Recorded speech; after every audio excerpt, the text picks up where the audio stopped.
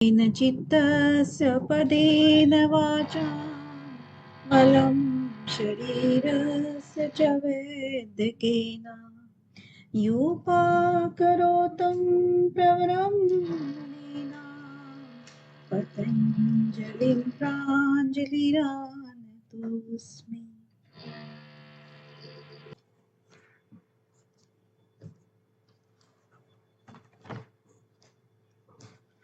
तो हम क्रम देख रहे थे कि क्रम को हमें कैसे याद करना है। योग की बात कर रहे थे, इसके बाद हमने योग की परिभाषा देखी अगले 2 सूत्रों में, फिर बाकी वृत्ति देखी, वृत्ति के समरूप वृत्तियों की चर्चा करते हैं कि वृत्ति जो है 5 प्रकार की है, जो कलिष्ठ और अकलिष्ठ है। इन्हीं 5 वृत्तियों को क्रम से लिखा, प्रमाण, विपर्य, विकल्प, निद्रा और स्मृति। इन्हीं को फिर हमने क्रम से एक्सप्लेन भी किया। तो एक्सप्लेन किया हमने 11 सूत्र तक, ठीक है। तो 11 सूत्र तक आपका क्या हो गया, सीक्वेंस बन गया। 12वें सूत्र में इन्हीं वृत्तियों को निरोध करने के लिए उपाय बताते हैं, अभ्यास और वैराग्य, दो अब बताए। अभ्यास को एक्सप्लेन इन्होंने किया 13 और 14 सूत्र में, वैराग्य को एक्सप्लेन किया 15 और 16 सूत्र में, ठीक है। 16 तक सीक्वेंस बन गया। 16 तक आप एक विभाग कर सकते हो। कभी कभी जब आप याद करते हो तो 2, 3, 4 विभाग कर लेते हैं किसी भी अध्याय के, तो एक विभाग आपका हो गया 16 तक, ठीक है। इसके बाद जो उन्होंने स्टार्टिंग में कहा था समाधि के लिए, तो वही समाधि की प्रक्रिया अब यहाँ पर आरंभ होती है कि समाधि जो है ना, उसको पाने के लिए कितने स्टेप्स बताए हैं। कितने स्टेप्स बता दिए, वितर्क, विचार, आनंद, अस्मिता, 4 स्टेप्स बता दिए। पहले तो हम छोटी चीज ग्रहण करते हैं, है ना, जैसे हमने ग्रेजुएशन किया, फिर पोस्ट ग्रेजुएशन किया, 2 चीजें हो गई। तो अब ये ग्रेजुएशन की बात करें तो हमने first year, second year, final, आजकल 4 साल की ग्रेजुएशन होती है। तो 4 स्टेप्स में हमने संप्रज्ञात समाधि हासिल कर ली। और इसके बाद ग्रेजुएशन के आधार पर, उसको आधार बना करके इन्हीं सब का जो हमने अभ्यास किया था ग्रेजुएशन में, उसको भी बहुत ज्यादा अभ्यास करते हैं किसी एक पर्टिकुलर चीज में, तो फिर वो अन्य बन जाती है। कौन सी अन्य समाधि बन गई, असंप्रज्ञात, जिसको हमने नाम दे दिया, ठीक है। तो 18 सूत्र हमारे हो गए थे। यहां तक क्लियर है सबको, क्रम भी क्लियर है ना, क्रम में भी कोई दिक्कत नहीं किसी को।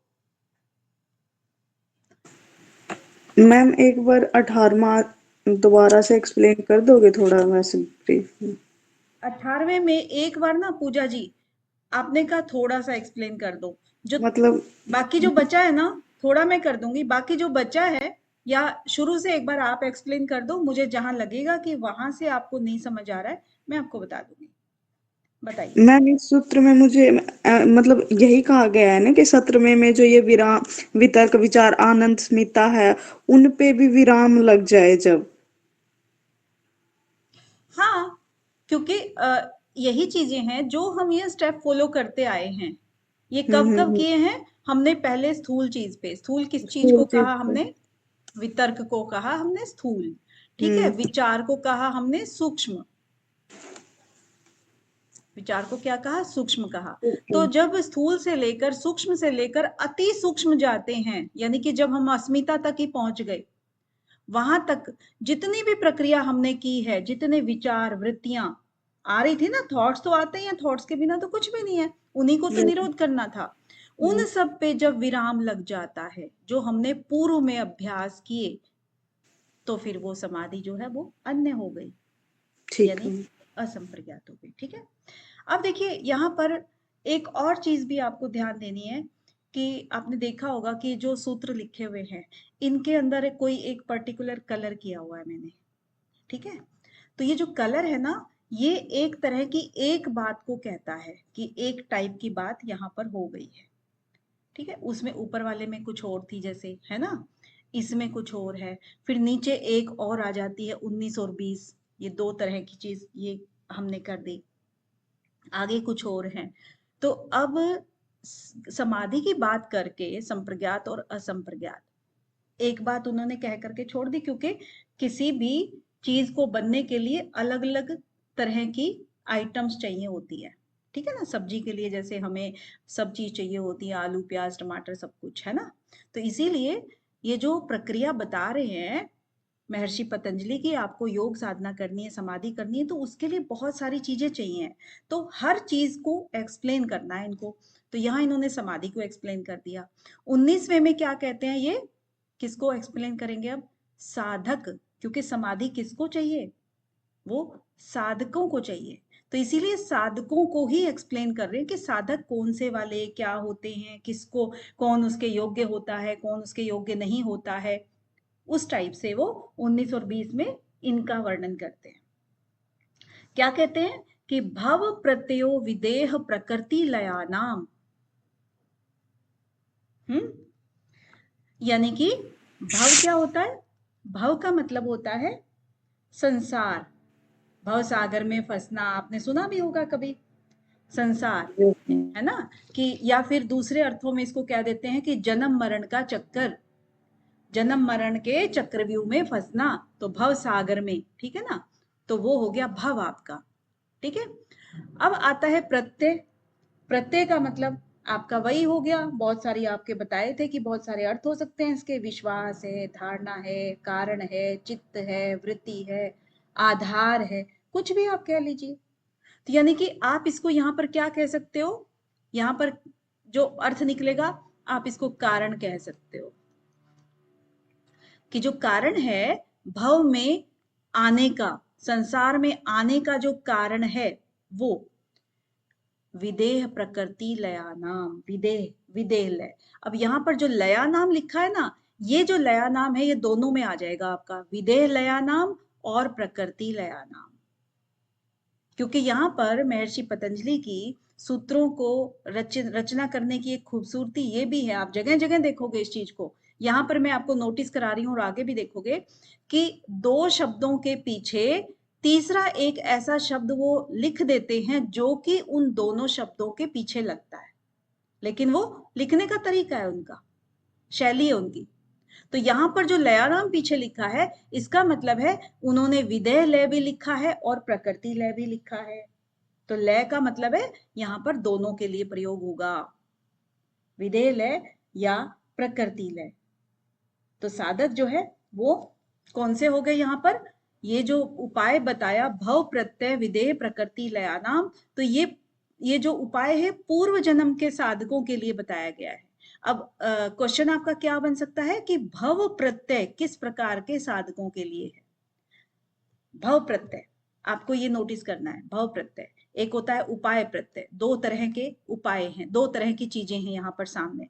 एक तो होता है कि एक साधक कई जन्मों से प्रयास करता रह रहा है कि मुझे समाधि मिल जाए, मुझे निर्भीक समाधि मिल जाए, तो वो कई जन्मों पहले से प्रयास कर रहा है। तो वो कहां तक पहुंचा, वितर्क विचार करते करते यहीं से उसका देह त्याग हो गया, ठीक है। देह त्याग को हम क्या कह देते हैं, विदेह, यानी कि देह का त्याग हो गया। फिर कर देते हैं प्रकृति लय हो गया, प्रकृति लय का मतलब भी यही हो गया कि प्रकृति यानी कि उसने उसको छोड़ दिया, देह को छोड़ दिया, ठीक है। तो ये चीजें यहीं पर आ जाती हैं कि किसी भी स्टेप पर आते आते अगर वो विदेह हो गया है या प्रकृति में विलय हो गया है, तो उस साधक को, उस प्रकार के साधक को कहते हैं भव प्रत्यय। यानी कि उसका जन्म सिर्फ समाधि प्राप्त करने के लिए ही हुआ है, आगे का सफर कंटिन्यू करने के लिए ही हुआ है, ठीक है।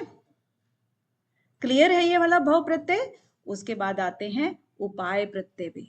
उपाय प्रत्यय कौन सा है, ये आपका आ चुका है, उपाय प्रत्यय कई बार आ चुका है। तो उपाय प्रत्यय में इसी को हम क्या बोल देते हैं, साधन पंचक बोल देते हैं। साधन पंचक के नाम से भी ये प्रसिद्ध है, उपाय प्रत्यय के नाम से भी ये प्रसिद्ध है। तो इसमें नया साधक होता है, अभी अभी जैसे आप लोगों ने सोचा कोई बीटेक करके आया है, कोई बीकॉम करके आया है, और उसके बाद उन्होंने सोचा नहीं जी हमें तो योग में ही इंटरेस्ट आ रहा है, तो क्यों ना हम योग मार्ग में आगे बढ़े। तो आए तो थे वो पढ़ाई करने के लिए योग मार्ग में या करियर बनाने के लिए, लेकिन योग तो एक प्रैक्टिकल चीज है। जब आपने उसको अनुभव किया, बड़ा आध्यात्मिक अनुभव हुआ, तो आपने सोचा पढ़ाई लिखाई तो एक अलग बात है, हम तो इसमें समाधि ही लेकर के छोड़ेंगे।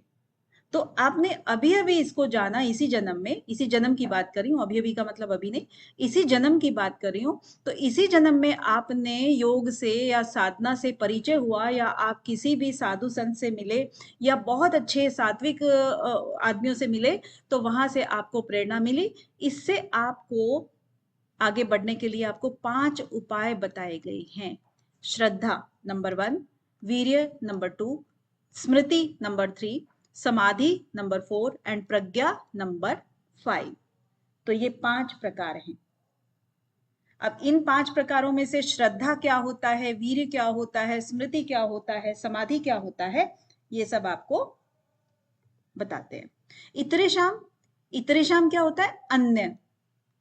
आगे ऊपर भी आया था ना, ऊपर कहाँ आया था इतरेशाम, बताइए जरा। यहां तक सूत्र याद होंगे आपको, जल्दी से बताएं। वृत्ति सारूप्य मित्र। यस, इतरत्र। तो इसी तरह से वो इतरेशाम है। ठीक है, इसमें उसका फर्क पड़ जाता है विभक्तियों का बस।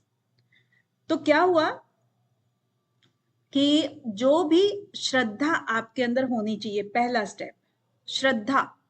श्रद्धा का मतलब क्या होता है, श्रद्धा कैसे लिखा जाता है, ये श्रद्धा हो गई। श्रद्धा किस किस चीज से मिलके बना, रित प्लस धा, रित प्लस धा। अब इन दोनों शब्दों से मिलकर के श्रद्धा बना। रित का मतलब क्या होता है, सत्य, सत्य ही होता है ना, सत्य को धारण करने वाली रितंबरा प्रज्ञा। ठीक है ना, वो प्रज्ञा जो सत्य को धारण करती है।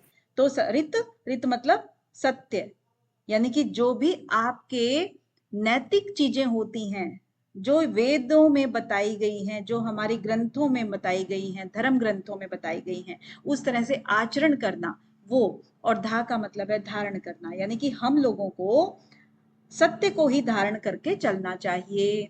श्रद्धा हो गया। वीर्य, वीर्य का मतलब क्या होता है, वीर्य का जो मतलब है, ये शब्द है, ये वीर से बना होता है, वीर। वैसे तो हम सामान्य भाषा में इसको सीमन से लेते हैं, लेकिन यहां पर जो वास्तव में अर्थ आता है इसका, शूरवीर, बलशाली, यानी कि बलपूर्वक, आपको स्ट्रोंगता से, यानी कि एकदम शक्ति के साथ में आपको उस चीज का आचरण करना है। ठीक है, उस वे में इसका अर्थ आ रहा है। उसके बाद स्मृति आता है थर्ड नंबर पे। स्मृति का मतलब है कि जो स्वाध्याय आप करते हैं उसकी स्मृति आपके अंदर बनी रहनी चाहिए। क्योंकि ऐसे ही तो नहीं आप श्रद्धा और वीर्य किस चीज में करोगे, कोई चीज तो मार्ग अपनाया ना आपने, तो उसी मार्ग में अपनाने के लिए आपको कई तरह के रास्ते आपको देखने पड़ते हैं, करने पड़ते हैं, तो उसमें उसकी आपको स्मृति बार बार करनी है। इसके बाद समाधि। समाधि क्या होती है कि जब आपने सब कुछ किया और आप प्रैक्टिकल आप उस चीज को उतारने चले हो, बैठ करके ध्यान करने चले हो, तो कोई ना कोई आलंबन आपको लोगे ना ध्यान करने के लिए, एकाग्र करने के लिए। जो आलंबन लोगे उसका अभ्यास करोगे, तो फिर उससे जो आपका चित्त है वो धीरे धीरे करके एकाग्र होता चला जाएगा। वो क्या आ जाएगी, सतु दीर्घ काल निरंतरे सत्कारा आसेवितो, तब जा करके वो दृढ़ भूमि बनेगी। तो ये अभ्यास का पार्ट है समाधि।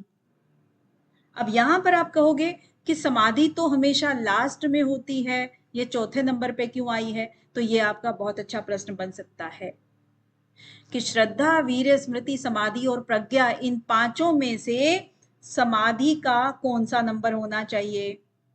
तो हर कोई लिखेगा लास्ट नंबर, बिना सोचे समझे, बिना पढ़े लिखे। ठीक है, तो लास्ट नहीं है, फोर्थ नंबर पे आती है समाधि। क्योंकि ये समाधि का क्या है कि इसी जन्म के साधक के लिए है ना उपाय। तो सबसे पहले उसने किसी भी विषय में श्रद्धा दिखाई। ठीक है, श्रद्धा बहुत चीजों में दिखाते हैं, लेकिन उसको कार्य शुरू करने का जो एक हिम्मत चाहिए, वो वीर्य से आई है। उस चीज को आरंभ करने का जो कार्य है वो वीर्य से आया है। ठीक है, और ये कार्य शुरू तो कर लिया, लेकिन उसने ग्रंथ भी पढ़े कि इसके रास्ते क्या क्या हैं, किस प्रकार से, कौन से रूल रेगुलेशन है, तो वो स्मृति उसके काम आई। अब जाकर के उसको प्रैक्टिकली बैठ करके एकाग्रता लेकर के आनी है समाधि में। तो इसका मतलब वो संप्रज्ञात समाधि या असंप्रज्ञात समाधि, इस तरह की समाधि तो नहीं है। ठीक है, ये एक स्टेप है समाधि। उसके बाद प्रज्ञा। अब ये जो समाधि जब परिपक्व हो जाती है, यानी कि थोड़ा अभ्यास हो जाता है इस चीज का, तो फिर प्रज्ञा यानी कि विवेक जागृत हो जाता है। ठीक है, प्रज्ञा का मतलब है आपकी बुद्धि जो है ना वो पहचानने लगती है कि क्या सच है क्या गलत है, किस तरह से कौन सी चीज सिचुएटेड है। ठीक है, तो उस तरीके की प्रज्ञा आपको हो जाती है।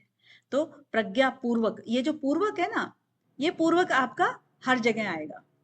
श्रद्धा पूर्वक, वीर्य पूर्वक, स्मृति पूर्वक, समाधि पूर्वक, प्रज्ञा पूर्वक। ठीक है, और इतरेशाम, इतरेशाम मतलब जो अन्य लोग हैं। पहले वाले लोग कौन थे? जो पहले के जन्मों में साधक रहे हैं वो लोग थे, और यहाँ पर अन्य जन साधारण लोग जो साधक नहीं थे, ये अन्य लोग, उन लोगों की बात कर रहे हैं कि उनको ये 5 उपाय अपनाने चाहिए, या उनके लिए ये 5 उपाय हैं। तो उसी को उपाय प्रत्यय बोला है या साधन पंचक बोला है, ये दोनों ही शब्द आपके प्रश्नों में आ सकते हैं। क्लियर है? अब इसमें से प्रश्न क्या बना हुआ है देखिएगा। इसमें से बना हुआ है, 2 प्रश्न बने हैं, क्रम में लगाएं। सबसे पहले आपको क्रम में लगाना है, स्मृति, प्रज्ञा, वीर्य, श्रद्धा और समाधि। तो यहाँ पर जो मैंने कहा था ना आपको कि समाधि को अक्सर लोग लास्ट में लगाएंगे, तो ऐसा नहीं है, आपको चौथे नंबर पे ही लगाना है। उसके बाद योग सूत्र के अनुसार साधन पंचक में नहीं है श्रद्धा, वैराग्य, समाधि, स्मृति। क्या नहीं है मोहित जी?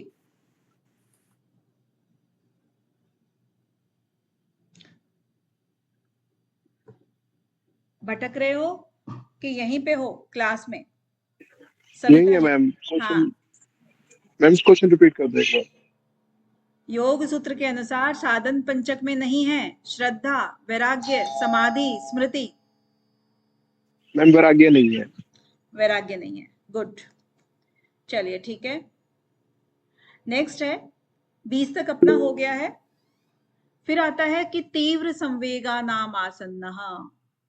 अब देखिए, साधक के बारे में बताया था, सबसे पहले किसके बारे में बताया? यहाँ पर हम थोड़ा सा अगर चलें, सबसे पहले समाधि के बारे में बताया, संप्रज्ञात समाधि और असंप्रज्ञात समाधि। ठीक है, उसके बाद किसके बारे में बताया? साधक के बारे में बताया। ओके, अब बताएंगे साधना की गति, क्योंकि साधक तो ठीक है, बट साधना की गति जो है वो भी मायने रखती है। साधना की गति कैसी होगी वो आपके इस वाले में है। तो तीव्र संवेगा नाम आसन्न, यानी कि तीव्र, तीव्र का मतलब तेज गति, बहुत तेज गति। संवेग, संवेग को भी हम ऐसे ही ले सकते हैं, संवेग मतलब बहुत तेज, संवेग से ये चीज गई, शू करके चली गई, ऐसा संवेग है ना। आसन्न, आसन्न मतलब बैठ जाना, या फिर उसके नजदीक, जैसे ना उसके नजदीक वो चीज आ गई, यानी कि जितनी तेज गति से कोई भी चलेगा उसको आसन्न, वो वहां पर उतनी ही नजदीक पहुंच जाएगा अपने लक्ष्य के। लक्ष्य क्या था? समाधि था। तो यहां पर उनके कहने का मतलब क्या हुआ कि जो श्रद्धा, वीर्य, स्मृति, समाधि, वो सब चीजें,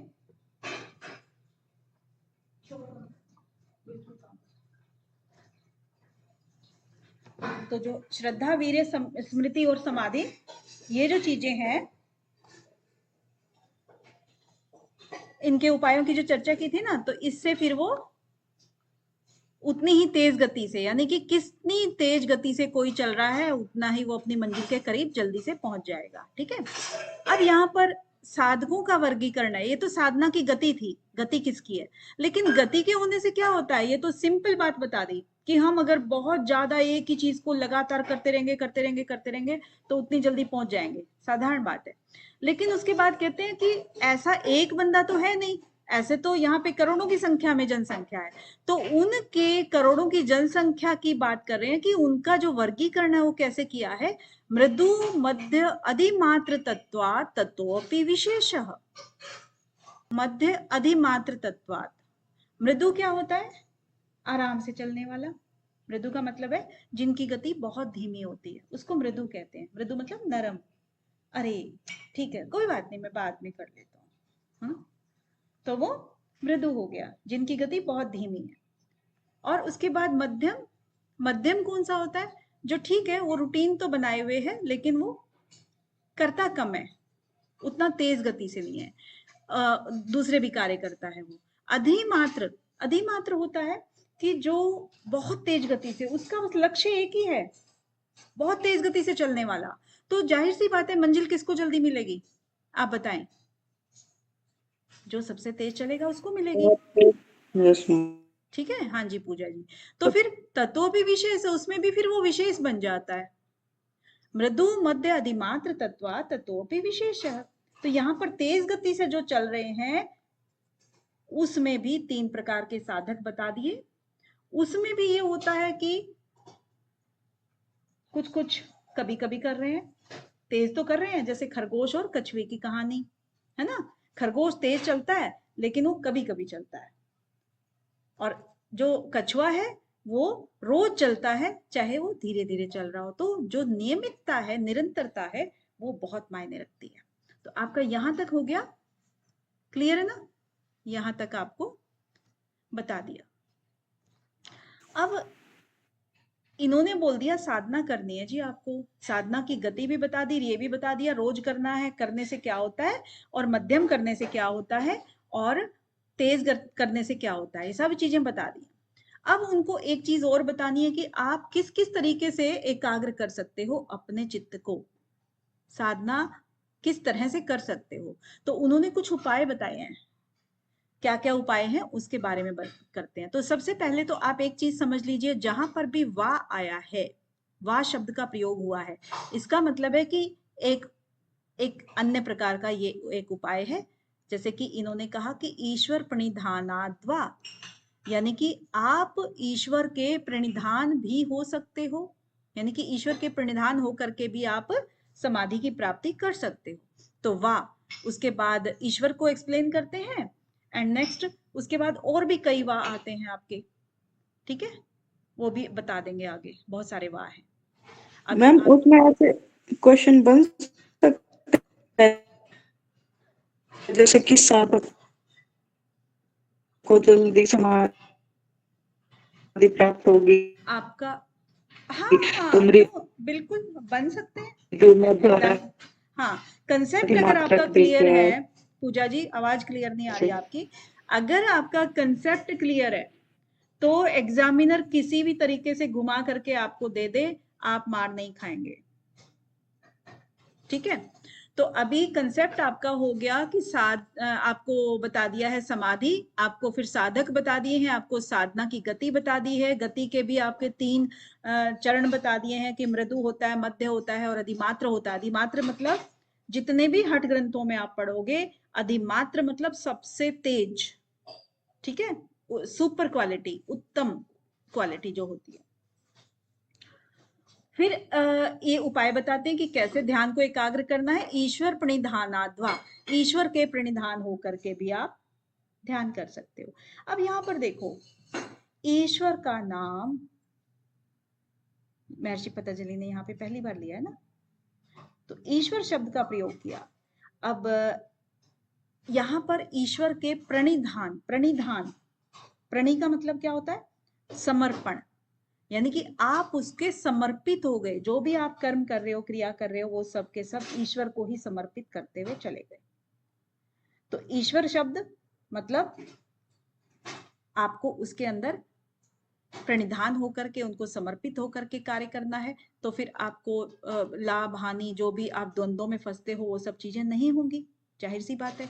किसी चीज की चाह नहीं होगी, मोह नहीं होगा, इस तरह की चीजें नहीं होंगी। तो ये आपका एक उपाय बता दिया। अब कौन ईश्वर, यानी कि जिसके प्रणिधान कह रहे हो, तो उस ईश्वर को तो जानेंगे ना, कि हम ऐसे ही तो नहीं अपने आप को समर्पित कर सकते हैं, उस ईश्वर को हमें जानना होगा। तो उसके कुछ गुण बताए हैं। क्या गुण बताए हैं? कि कलेश कर्म विपाक आशय अपरामृष्ट पुरुष विशेष ईश्वर, यानी कि जो कलेश कर्म विपाक आशय, ये 4 चीजें बताई हैं यहाँ पर। कितनी चीजें हैं? 4 चीजें कौन कौन सी हैं? कलेशों से जो परे हो, अपरामृष्ट। अपरामृष्ट होता है अछूता, जो इनसे अछूता है, जो चीज इनके आसपास भी नहीं है, ईश्वर के। कलेश नहीं है, कर्म नहीं है, विपाक। विपाक मतलब उनके कर्मों के फल। जब कर्म ही नहीं है तो उनके फल कहाँ से आएंगे? आशय। आशय का मतलब है उनके पास कोई झोला भी नहीं है, यानी कि कोई बैग भी नहीं है जिसके अंदर उसके कर्माशय हों। आशय मतलब घर, जहां पर वो ठहरते हैं। इस तरह की चीजें हमारे इकट्ठी होती है ना, हमारे पुण्य हैं, पाप हैं, जो जहां इकट्ठे होते हैं, तो वो भी नहीं है। जब ये कर्म नहीं है, उसके फल नहीं है, तो आशय कहाँ से आएगा? नहीं आएगा। कलेश भी नहीं है। तो उन सब से जो अछूता है, और जो पुरुष विशेष, जो पुरुषों में भी विशेष है, पुरुष कौन है? हम सब जीवात्माएं। उन सब से जो विशेष है उसको ईश्वर कहा है। एक बात ये हो गई। दूसरी बात 25वें सूत्र में कहते हैं कि तत्र निर अतिशयम सर्वज्ञ बीजम। फिर वो क्या है? वो निर अतिशय सर्वज्ञ बीजम, यानी कि उसके जैसा कोई भी नहीं है। निर अतिशय मतलब अतिशय के विपरीत हो गया। अतिशय का मतलब क्या होता है? सामान्य। जैसे हम और आप सब सामान्य लोग हैं, सभी सामान्य हमारी इच्छाएं होती हैं। अच्छी चीज सबको अच्छी लगती है, बुरी सबको बुरी लगती है ना? तो बहुत सारी हम अतिशय हैं। तो लेकिन ईश्वर क्या है? निर अतिशय। वो सामान्य का फिर उल्टा लगा लो, विपरीत क्या हो गया? असामान्य, यानी कि विशिष्ट है, वो विशेष है ना? वो अद्वितीय है, वो अकेला ही है अपने आप का, अपने आप जैसा। तो तत्र वो जो है वो निर अतिशय है और सर्वज्ञ बीजम है। अब आप देख लीजिए कि इस प्रकृति के अंदर कितने सारे बीज होंगे। बीज का मतलब क्या होता है? जिसमें उस प्रजाति की सभी क्वालिटीज रहती हों, तो वो सभी चीजों को जानने वाला है, ये हम कह सकते हैं। ठीक है, सब कुछ जानने वाला। अब एक बात ये यहाँ 25वें में कह दी। अब 26वें में क्या कह रहे हैं कि पूर्वेशाम अपि गुरुकालेन अनवच्छेदात, यानी कि वो पूर्वेशाम, जो पूर्व में हुए हैं, पूर्व में लोग हुए ना, हमारे पूर्वज कह सकते हो, हमारे गुरुजन कह सकते हो, तो वो जो पूर्वेशाम है उनका भी जो गुरु रहा है। और जो दो चीजें इन्होंने यहाँ पे कही हैं, एक तो जो पूर्व में जो हमारे पूर्वज हैं या गुरु हैं उनका भी जो गुरु है, और दूसरी चीज यहाँ पर कही कालेन अनवच्छेदात। कालेन, काल का मतलब समय, समय। और अनवच्छेदात, वच्छेदात क्या होता है? वच्छेदात मतलब उस जिस चीज को छेदा जा सके। छेदा जा सके मतलब ईश्वर है, काल उसको नहीं छेद सकता, यानी कि काल की पहुंच में नहीं है ईश्वर। अनवच्छेदात, यानी कि काल से वो अनविच्छिन्न है। काल उसको तोड़ नहीं पाता है, उसको ले नहीं पाता है, अपने अंदर समा नहीं सकता है, काल के वश में नहीं है। ठीक है। अब ये जो इन्होंने बताया 24, 25 और 26 सूत्र में ईश्वर के गुण बताए हैं। 27वें में कह रहे हैं कि जो ये हमने चर्चाएं की हैं गुणों की, उसको तस्य वाचक प्रणवः, उसको प्रणव कहा गया है। उसका नाम क्या है? प्रणव है। तज जपस तद अर्थ भावना, तो उसका जप करना चाहिए। अब किसका जप करना चाहिए? उस प्रणव का, क्योंकि इन्होंने एक ही शब्द में सब चीजें समा दी हैं, जो ऊपर बताई ना, एक्सप्लेन किया, वो सिर्फ एक ही चीज में बता दी कि प्रणव। तो इस प्रणव का जप कैसे करना चाहिए? तद जपस, उसका जप करना चाहिए, तद अर्थ भावनम, उसकी अर्थ भावना के साथ। ऐसे ही नहीं कि ओम ओम ओम ओम कह दिया और ओम शब्द का आपको पता ही नहीं है कि कौन है ओम, इसके क्या क्या गुण हैं, क्या है, सिर्फ किसी ने बता दिया कि आप ओम का जप करो, तो ऐसा नहीं है। उसकी अर्थ भावना के साथ में ही जप करना चाहिए। और जब आप ये करते हो, देखिए सीक्वेंस कैसे बनता है, जब आप ये करते हो तब रिजल्ट आता है। ये फल आ गया इसका, कौन से में? 29 वाले सूत्र में इसका फल आ गया है। करते हो तो क्या होता है? तत्व प्रत्यक चेतनादिगमो अपि अंतराया भावश्च। इससे ततः, ततः कब? जब आपने ओम का जप यानी प्रणव का जप किया उसकी अर्थ भावना के साथ, तब आपकी प्रत्येक प्रत्यक होता है आंतरिक, आंतरिक चेतना। तब आपकी आंतरिक चेतना जो है वो जग जाती है, अधिगम कर जाती है, सीख जाती है, यानी कि आपकी आंतरिक चेतना जागृत हो जाती है। अपी, और एक बात ये हो गई कि एक तो आपको फल ये मिल गया कि आपकी आंतरिक चेतना जागृत हो गई। दूसरी क्या मिली? अपी, यानी कि और भी क्या होता है? अंतराया अभावश्च, और हम यहां पर लिखेंगे च, अंतरायों का, यानी कि बाधाएं जो आपके योग मार्ग में आ रही थी उनका भी अभाव हो चला है, वो भी अब आपकी बाधा नहीं पहुंचाती हैं। यानी कि एकाग्रता में जितनी वृत्तियां आपकी आ रही थी, जितने विचार आपके आ रहे थे, अब वो विचार आपको बाधा नहीं पहुंचाते। ठीक है, क्लियर है ना? किसी को क्लियर नहीं है तो मुझे अभी बता दो। ओंकार का अर्थ सहित जप करने से किसका अभाव हो जाता है? अंतरायों का अभाव करने के लिए महर्षि पतंजलि ने क्या उपाय बताया है? तो 2 तरह के प्रश्न आपके तैयार कर लीजिए। इसके बाद इसके अंदर से प्रश्न अभी नहीं बना है, लेकिन बन सकता है। इसके बाद आते हैं अंतराएं। अंतराएं क्या होती हैं?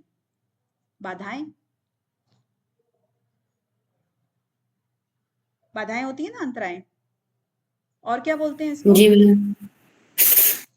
विक्षेप, उसको विक्षेप बोलते हैं। तो एग्जामिनर किसी भी शब्द का प्रयोग कर सकता है। अब इन्होंने क्योंकि ऊपर वाले सूत्र में अंतराय शब्द लिखा है ना, इसीलिए अब अंतरायों को एक्सप्लेन करेंगे। मैं आपका क्रम बनवा रही हूं, देखिए कि किस क्रम में सूत्र आते हैं। तो अंतरायों का नाम लेने से आपकी अंतरायों का एक्सप्लेनेशन होगा। व्याधि सत्यान संशय प्रमाद आलस्य अविरति भ्रांति दर्शन अलब्ध भूमिकत्व अनअवस्थितत्वानि चित्त विक्षेपास्ते अंतराया। तो ये सारी अंतराएं, आपको अंतराएं क्लियर हैं तो हम आगे बढ़ते हैं, नहीं क्लियर हैं तो देखते चलते हैं। बोलिए। हालांकि इसमें से बहुत अच्छे क्वेश्चन आते हैं, तो मैं पूछ लूं आपसे? Yes ma'am. किसने बोला? कौन बोला? नैथानी जी। मैम ठीक है, तो व्याधि का अर्थ बताइए नैथानी जी।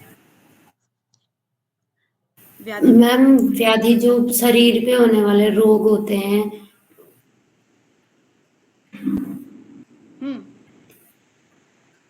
शरीर पे होने वाले रोग जैसे? मैम जैसे जो शारीरिक बीमारियां हमारी, कभी हाथ पैरों में दर्द या जुकाम वगैरह, जो ये इस तरीके की व्याधि होंगी। हाँ, तो व्याधि जो होगी ना, जैसे हमारे रस होते हैं, कोई भी रस, 7 रस होते हैं क्या? 8 होते हैं, कितने होते हैं? मैम 6। तो ये जो 6 रस होते हैं मैम, सप्त धातु होते हैं। सप्त और धातु, त्रिदोष, हाँ शारीरिक रोग इसको बोल सकते हैं ना मैम, इसको हाँ हाँ जी, शारीरिक रोग बोल सकते हैं। जो त्रिदोषों के हमारा जो त्रिदोष है उसमें, या हमारे सप्त धातु है या षड्रस है, उनके द्वारा हमारे शरीर पे जो रोग दिखते हैं उसी को हम व्याधि बोलते हैं। यस यस यस, यानी जैसे रस, रक्त, मांस, मेद, अस्थि, मज्जा, शुक्र, ये जो चीजें होती हैं, इनमें कोई भी हमारे शरीर में कम ज्यादा हो जाए, कुछ खत्म हो जाए, कुछ ऐसे हो जाए, तो ये जो धातुएं हैं, इनकी वजह से जो रोग हमारे शरीर में आते हैं उन्हीं को हम व्याधि कह देते हैं। तो इसी में त्रिदोष भी आ गया आपका, रसों की कमी भी आ गई, सब कुछ आ गया। ठीक है, और इंद्रियों की भी कमियां आ जाती हैं, कई बार आंखों से कम दिखना हो गया, कान से कम सुनना हो गया, इस तरह की भी चीजें, विषमताएं अपनी उसमें बॉडी में आ जाती हैं, तो व्याधि हो गया। तो व्याधि के कारण क्या होता है? हम यहाँ पर क्या कर रहे हैं? हम विक्षेपों की चर्चा कर रहे हैं, अंतरायों की चर्चा कर रहे हैं, बाधाओं की चर्चा कर रहे हैं, जो योग मार्ग में विघ्न बनती हैं। तो सबसे पहले जो हो गई ना, हमारे शरीर में जितनी कमियां हैं, उन कमियों की वजह से योग में बाधा आती है। इसके बाद सेकंड नंबर पे सत्यान। सत्यान का अर्थ क्या होता है पूजा जी? मैम कर मानसिक दुर्बलता जिसको बोल सकते अच्छा हैं, न होना, अकर्मण्यता। यस, इच्छा न होना। हाँ, इच्छा ना होना, ये भी कह सकते हैं। तो चित्त की जो अकर्मण्यता होती है, यानी कि चित्त उस काम को नहीं करना चाहता है, तो आप उसको कह सकते हो सत्यान। संशय, अब देखो यहां तक आपने मन बना दिया, हम आगे बढ़ते हैं एक एक चीज के ऊपर, ठीक है। हर चीज की स्टेप है। क्रम किस लिए बोलते हैं? क्रम का मतलब है कि हम स्टेप बाय स्टेप आगे बढ़ रहे हैं, ठीक है। क्रम का मतलब यही होता है। तो सबसे पहले तो हमने कहा कि व्याधि थी, व्याधि जो होती है ना उसके कारण हम नहीं बढ़ना चाहते। अब चलिए जी, व्याधि का हमारा उपचार हो गया, अब कोई व्याधि नहीं है शरीर में, अब मन ही नहीं चाह रहा है सत्यान, अब मन ही नहीं चाह रहा है करना, क्या करेंगे? फिर नहीं करेंगे तो वो भी बाधा हो गई ना, मन की अकर्मण्यता है। नेक्स्ट आता है संशय। संशय, अब मैम बोलिए बोलिए। मैम जैसे कोई काम कर रहे हैं, जैसे अभी हम नेट जेआरएफ की तैयारी कर रहे हैं, लेकिन उसमें संदेह होना, होगा नहीं होना, इस टाइप से। हाँ, क्योंकि संशय होता है कि अब ठीक है, हाँ मतलब हमें ये काम करना है, चलो सही भी है, आपने जस्टिफाई कर दिया, लेकिन क्या मैं इसमें उत्तीर्ण कर पाऊंगा इसको? तो वो संशय। इसके बाद आता है प्रमाद, चलिए एक स्टेप और हो गया, फिर आता है प्रमाद। अब आपने संशय तो हो गया था, ठीक है, लेकिन एडमिशन ले लिया ना, एडमिशन ले लिया, अब आप इसमें कभी क्लास में आते हो कभी नहीं आते हो, प्रमाद कर जाते हो, अरे आज मन नहीं है, हाँ नींद आ रही है, कहीं जाना है, आपने इसको प्रेफरेंस नहीं दी, तो उसको बोल देते हैं प्रमाद। इसका मतलब है प्रेफरेंस अगर आप एक चीज को छोड़ करके दूसरी चीज को दे रहे हो, तो इसका मतलब उसमें रुचि आपकी सेकेंडरी है, फर्स्ट नहीं है, तो रुचि का कम होना।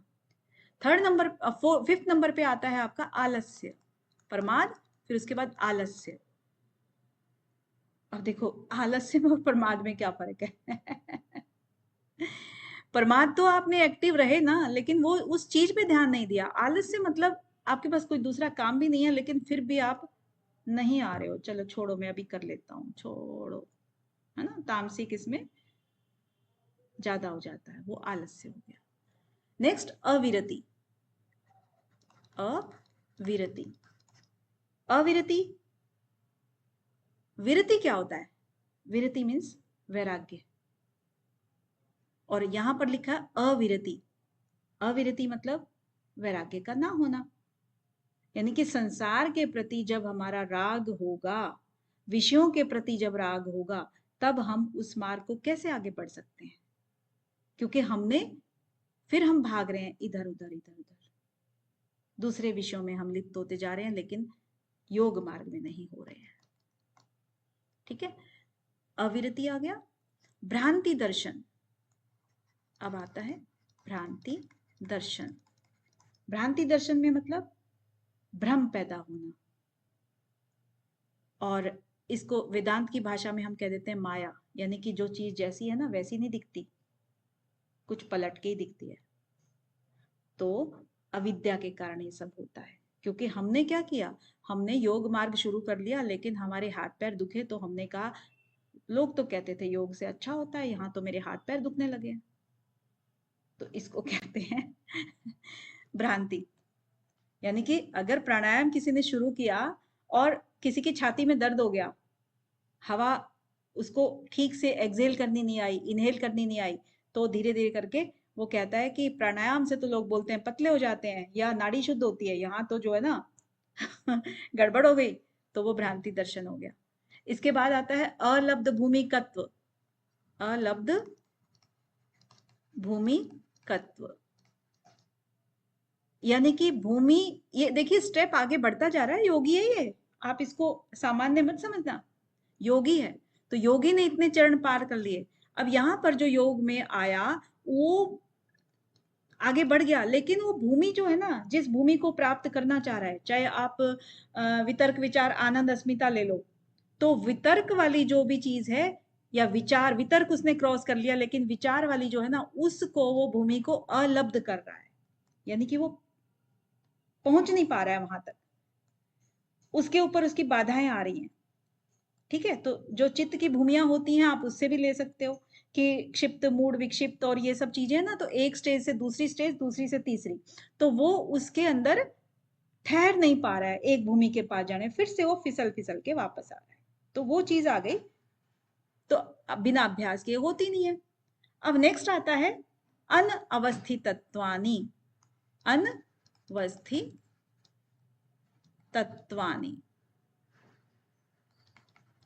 अब यहां पर जो है ना, भूमि तो लब्ध हो गई भाई, एक बार को ठहर गया उस भूमि पे, लेकिन वो अवस्थित नहीं हो पा रहा है, उसके ऊपर स्थित नहीं हो पा रहा है। होता है ना कि भाई आप ये जो वितर्क विचार आनंद अस्मिता वाली जो सीढ़ी बनाई थी, इस सीढ़ी पे ये 4 सीढ़ियां हो गई, इस सीढ़ी पे जब वो यहाँ पे तीसरी सीढ़ी क्रॉस कर ले, यहाँ पर वो आ रहा है तो बार बार फिसल के नीचे गिरा है, यानी कि ये स्टेज तो है इसकी स्ट्रॉन्ग, तभी तो इस पे पहुंचा, लेकिन ये वाली अभी जस्ट एंट्री करी है उसने और यहाँ पर वो ठहर नहीं पा रहा है अस्मिता वाली स्थिति पे, वो आनंद वाली में ही ठहर रहा है। ठीक है, तो इसमें बार बार वापस आ रहा है, तो इसको कहते हैं अनवस्थितत्वानि, इस पे वो ठहर नहीं पा रहा है। तो ये हो गया आपके सारे के सारे विक्षेप। अब इसी के साथ साथ में कुछ सह विक्षेप भी होते हैं। दुख दौर्मनस्य अंग में जयत्व श्वास प्रश्वास विक्षेप सह भुव। तो सह भुव यानी कि उसके साथ में जो भी आते हैं, जो पूर्व में जितने भी विक्षेप बताए हैं उनके साथ में जो विक्षेप आते हैं उन्हीं को 5 प्रकार के ये हैं, और ऊपर कौन से थे 9 प्रकार के, तो टोटल हो गए 14 प्रकार के। तो ये आपके हो गए। तो दुख दौर्मनस्य अंग में जयत्व श्वास और प्रश्वास। तो दुख क्या है? दुख आपके आध्यात्मिक दुख हो गए, आदि भौतिक दुख हो गए, और कौन से हो गए? आदिदैविक में आदिदैविक। तो दुख 3 प्रकार के बताए हैं, तो उसी 3 प्रकार को दुखों में से पूरे दुनिया भर के दुख आ जाते हैं। तो वो सारे के सारे जो दुख हैं उनको दुख दूर करना, यानी कि वो सब भी आपके अंदर आ जाते हैं जो सह विक्षेप बनते हैं। दौर्मनस्य, दौर्मनस्य जब आप अभ्यास करते हो, इंद्रियां जब आपकी जबरदस्ती आप उसको रोकते हो किसी भी विषय में भटकने से, तो फिर वो जबरदस्ती हो गया ना, फिर तो वो दमन करने से क्या हो गया कि कभी ना कभी वो फूट पड़ेगा। तो वो भी एक तरह का आपको हो गया। अंग में जयत्व जो होता है, अंग में जयत्व यानी कि अंगों का हिलना, अंगों के अंदर कोई भी कंपन करना, उस तरह का। श्वास प्रश्वास मतलब आपकी श्वास जो है ना उस तरीके से आपकी लंबी नहीं हो रही है या कुछ और प्रॉब्लम हो रही है, तो इस तरह के भी जो दुख होते हैं वो सब के सब सह विक्षेप के अंतर्गत आते हैं। अब इनको प्रतिषेध करने के लिए, इनको रोकने के लिए हमें करना क्या चाहिए? एक तत्व का अभ्यास करना चाहिए। अब यहाँ पर एक क्वेश्चन और क्रिएट हो जाता है कि एक तत्व का अभ्यास करने का उपाय किसके लिए बताया है? किसके लिए बताया है? विक्षेप सह विक्षेप अंतरायों को रोकने के लिए ही एक तत्व का अभ्यास बताया है। आपको क्रम याद होना चाहिए। अब यहाँ पर आपको एक ऑप्शन और दे देते ना, क्या चित्त की वृत्तियों को रोकने के लिए एक तत्व का अभ्यास बताया है? प्रश्न सुनने से गलत तो नहीं लग रहा है ना? लग रहा है गलत? नहीं नहीं लग रहा है, बिल्कुल सही लग रहा है। लेकिन यहाँ पर क्रम इसीलिए जरूरी होता है कि इससे पहले किस चीज की चर्चा है? तत्व। यहाँ पर तत्व शब्द किसके लिए प्रयोग हुआ है? तत्व प्रतिषेधार्थम एक तत्व अभ्यास है। तो यहाँ पर इन चीजों को रोकने के लिए जी